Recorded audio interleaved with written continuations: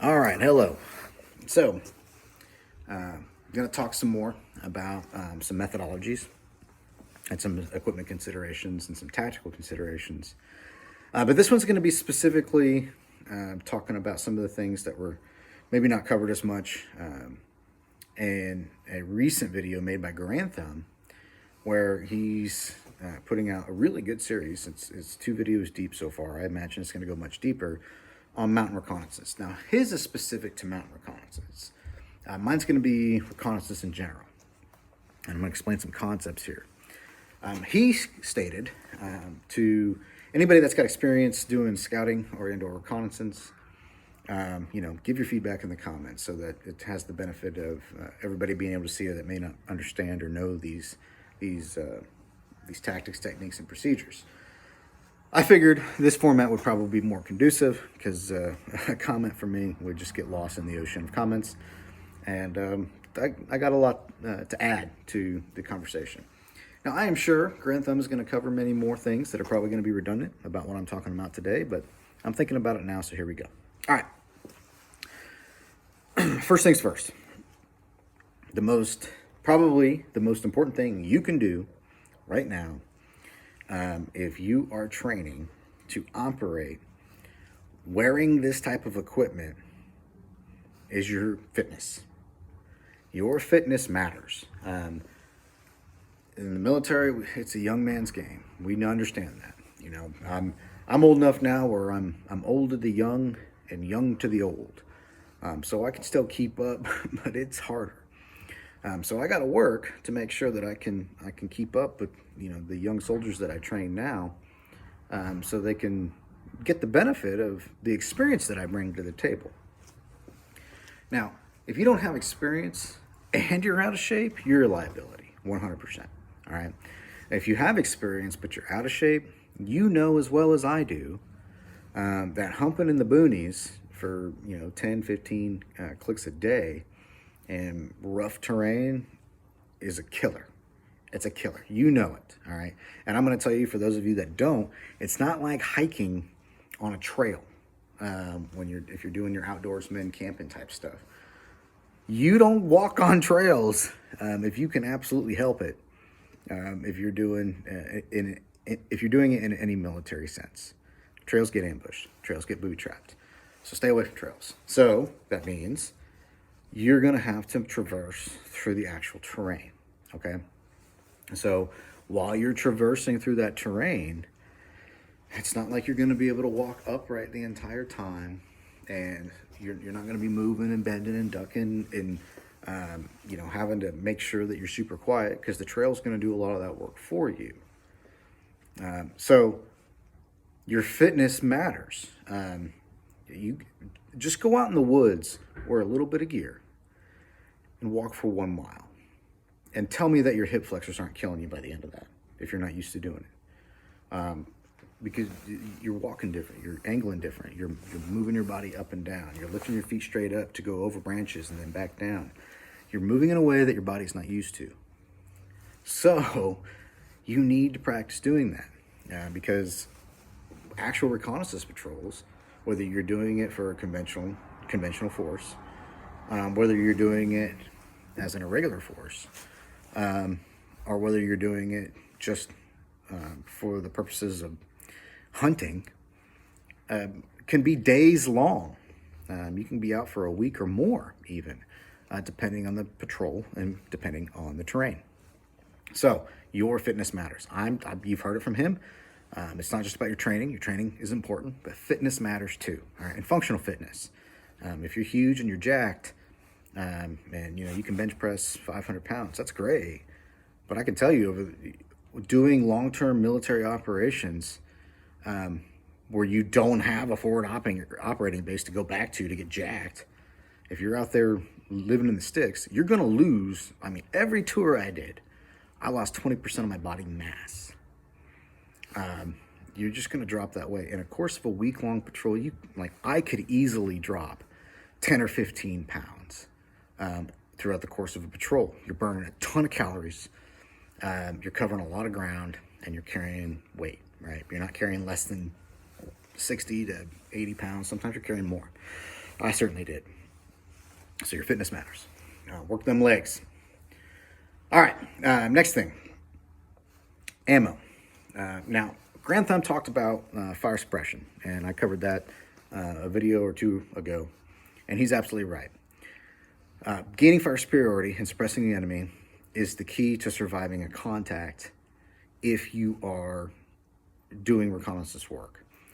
Now, ideally, you do not want to get discovered on a reconnaissance. That's the point of a reconnaissance patrol, is to put eyes and ears on the enemy, on the area of operations, just so that you can shape later operations. That's basically the point of a reconnaissance patrol. It could be counter sniper, counter IED. Basically, you're creating a picture of the battlefield that is as recent as possible for a follow-on element that has the combat capability to fight the enemy if you discover them, or to call in assets or whatever. But the reconnaissance patrol, you're not going there. Like, if you're going with more than maybe 6 people on a reconnaissance patrol, it's almost getting too big to where you can't easily remain concealed. All right, so a 4 to 6 man or 6 person patrol is about what you're looking at.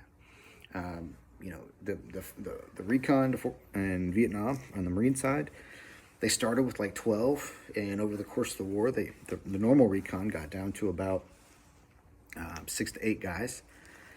The force recon would operate down in 3 to 4 man teams. The LRP units would go out and generally 4 man teams. And the SOG units might go out with 6 or 8 guys, 3 of them Americans, and the rest of them were usually indigenous personnel that were native to the area, that were like experts.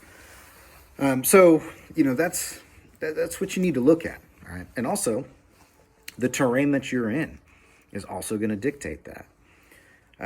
In a jungle type environment, or a heavily wooded environment, say, I think like Arkansas or eastern Oklahoma, or the deep south in the swamps and stuff. Your movement, you might maybe on a good day cover 10 clicks at the most. In the jungle, you cover less than that. You might cover 6 or 7. All right, and a mountain terrain, as the crows flies, you might cover only 5 or 6 clicks. But you might actually walk 10 or 12 or 15 clicks at traversing elevation throughout the course of the time. If it's more open or rolling hills, you might cover 20. This is all going to dictate what you carry with you. Now, the ammunition consideration, he talked about that 5.56 being sufficient, and because you can carry more of it. And I said that, like, the 5.56 is a good enough round. It's not a perfect round. It's not an ideal round. We're not going out there and we're trying to snipe people. If we're doing reconnaissance, the point is to not get in contact. However, most of those patrols that I talked about, where a lot of our doctrine came from our experience in Vietnam, and a lot of experience has been drawn from places like Rhodesia in Malaysia, from the insurgencies that they had there, was to carry a lot of ammo, because if you do come in contact, your survivability is going to be dictated on your ability to get the enemy reacting much slower to your presence while you try to break contact. So how do you do that? Well, the LRP units, I've read many accounts of in Vietnam of the standard load, whether it was SOG, whether it was LRP, whether it was recon, was to carry not less than 20 magazines on your person, and maybe 20 more in your rucksack, or 25. So on your person, you have access to it for the fight that's in front of you, 400 to 500 rounds of ammunition, or maybe less than that. They usually loaded 18 rounds in a magazine, 19 rounds in a magazine. So you don't have to carry that many magazines, because we have bigger magazines now. But you want to be able to put up a wall of fire. And here's why. If I am operating in a reconnaissance capacity, that implicitly means that I am in enemy territory, or I'm very close to enemy territory, right? Which also means that I am further away from help than the enemy is, okay? So if we get discovered while we're out on a mission, that means that the enemy's going to be able to mass their troops more quickly than we can, and then envelop, fire, maneuver, and then envelop and destroy us in detail or capture us. All right.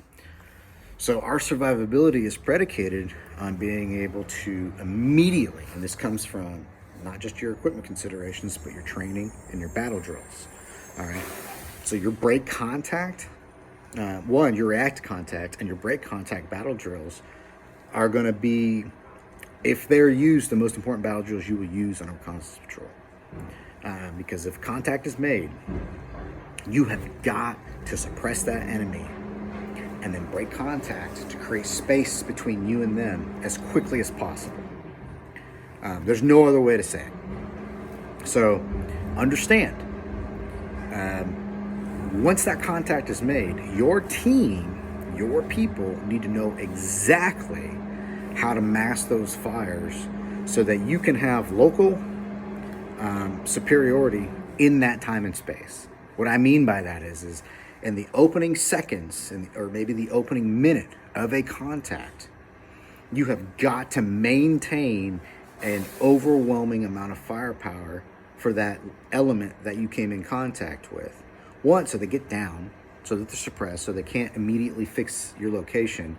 Maybe they have a general idea, but they can't fix it, and they're keeping their heads down, and they're trying to put their puzzle pieces together to start reacting to contact to you, and whether they're going to attack or assault or envelop or capture, whatever. That takes them time, especially they got more people. If you have more people, it takes longer to do things, all right? So use that to your advantage.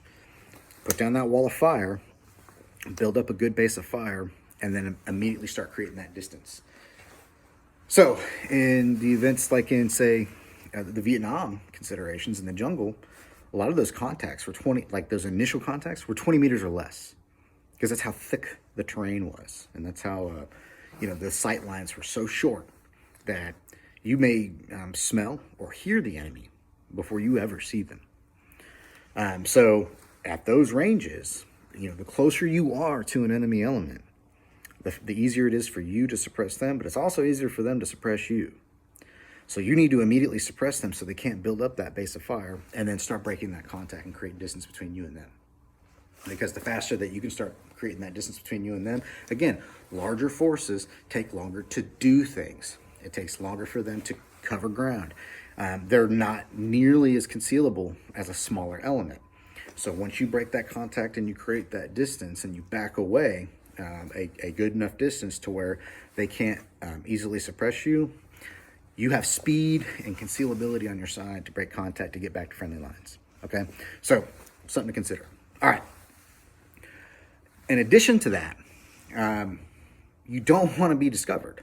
Now, you see here I'm wearing my rack system right here, right? Now, on a normal reconnaissance patrol, I'd be all cammied up. Like, I would be wearing the appropriate camouflage for the terrain that I'm in. And my face would be painted. I'd either be wearing gloves or my hands would be painted. My head would be covered. And anything that even could possibly shine would be covered up, painted over, or taped. So here's an example of that. So I put these magazines in here to kind of demonstrate this. So these are very popular magazines. These are nice, I think Gen 2 or 3P mags. But they have that nice little opening right there so that you can keep track of how much ammo you got. Very convenient. Smart, right? Smart. However, in a reconnaissance capacity, you see how that glints? All right, I'm in my garage and it's cloudy outside right now. And you can still see how there's reflection that's coming off of the brass and off of the window. So either I would need to cover this up, or I would just go to a different magazine, right? While I'm moving through the woods or through the terrain or whatever, I'm going to be moving my body in many, many, many, many different ways, all right? And depending on where the sun's at in the sky, it only takes one glint to refract or reflect in the right direction to give away the position. Because here's the thing, shiny things in nature don't really exist unless it's a body of water, okay? So if the enemy's operating in their area, and they know, hey, there's not a body of water over there, but I just saw a glint, that is like 9 times out of 10, that's a human. I don't know what human it is, but it's a human.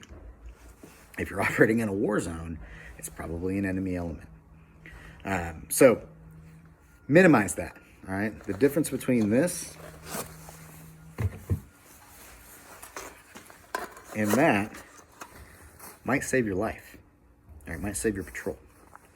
All right, so these are considerations. Also, notice everything I have on this thing is either taped down or it's secured.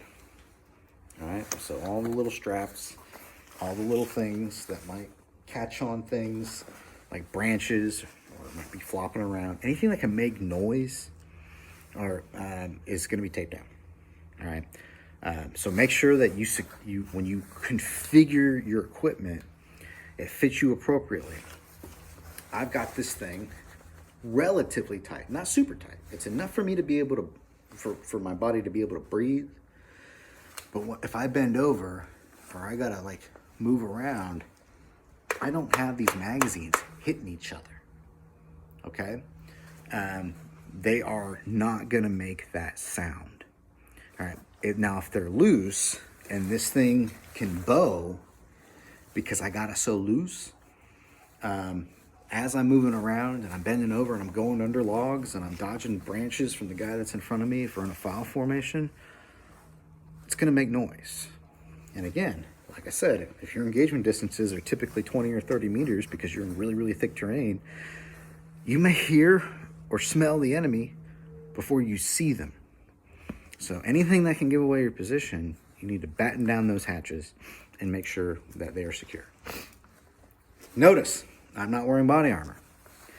I wouldn't wear body armor if I was on a reconnaissance patrol. It's just too much weight. I'm carrying the minimum amount of equipment necessary to accomplish the mission. Weight, remember this, pounds or ounces equal pounds. Pounds equal pain. All right, so any ounces that you can shed off of your kit and your gear is going to save you because they add up. And an ounce here, a couple ounces there, it's just going to add up. Focus on ammo, focus on water, focus on, high caloric density type foods. Grantham talks about peanut butter. I've had a lot of success with that too.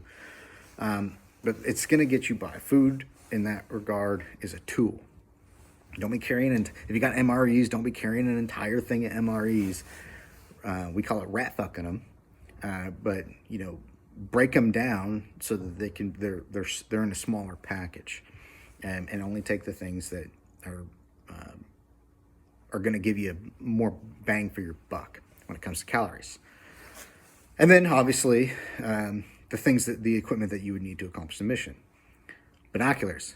Look, if you don't have good binoculars and you're doing scouting or reconnaissance, maybe you're focusing on the wrong things. The tools, like your ability, like having a pen and paper. Why is that yellow? Why is that yellow?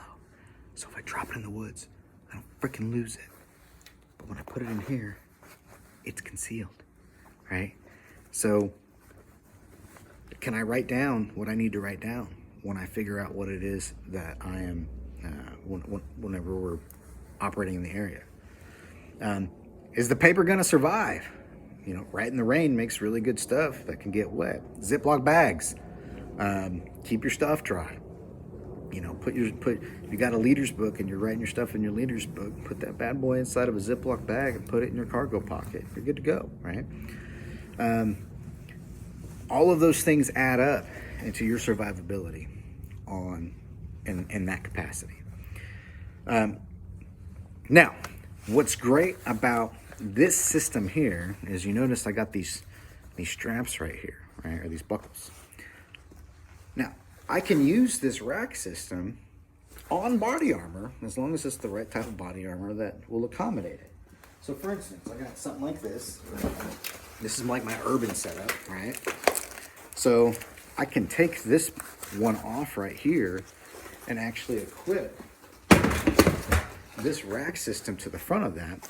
So if I'm going to go into an urban fight where I'm probably going to want some body armor, I can just mix and match. Or if I'm doing a normal combat patrol, even if I'm not doing a reconnaissance patrol, if I'm carrying a rucksack, it's very high likelihood I'm not going to wear body armor while I'm carrying my equipment. I'll wear a rack, so I have access to ammo and all the tools of the trade, my compass, you know, my writing utensils, my IFAK, my tool bag, all of those things. But if I'm doing a movement to contact or I'm doing an attack, I'll put that body armor in the top compartment of my rucksack. And then if I'm going to, you know, when we get to that last covered and concealed position before we make the assault, then I'll put the armor on, and I might put this bad boy on there because I can carry more stuff and it's more accommodating. And then move on to the objective and fight that fight. But, you know, I said before, comfort is key. Ounce equal pounds, pounds equal pain. If it's not comfortable, you won't wear it. And if it's too heavy, you will be falling out. And, you know, day one, you may be okay. And then remember, like, if you're on a reconnaissance patrol, you're not getting a lot of sleep because somebody's always on guard at night. The temperature drops, and you probably can't see your hand in front of your face, but you got to be attuned to the situation that's around you. And after 3 or 4 days of that, even if you are in shape, it's going to take a toll. So anything that you can do prior to you going out on that mission to make your life a little bit easier, it's going to give you the longevity to last on that patrol. Now, once you do a couple of those patrols, you'll be in pretty good shape. Well, you'll be in patrol shape. You won't be in gym shape. So understand that. Don't be confused about your ability to run on a treadmill, or to go run on some pavement, or to lift some weights, and confuse that for being in combat shape. While those things do matter, they do. The bottom line is that moving with equipment, with weight on your person, under fire, is a completely different beast.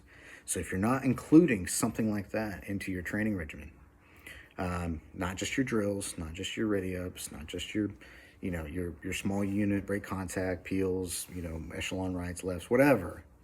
If you're not including just getting miles on your boots in different terrains with your equipment on in the actual weight and configuration that you're going to go on patrol on, you're setting yourself up for failure. All right. So with that being said, I think I'll call this video off so far. That should give you something to digest. And if you guys got any questions or comments or anything to add, feel free to do it in the comments. But outside of that, have a nice day. Get the New Year's coming. Have a happy New Year if I don't see you before then. And get after that training. Get after that fitness. Take care.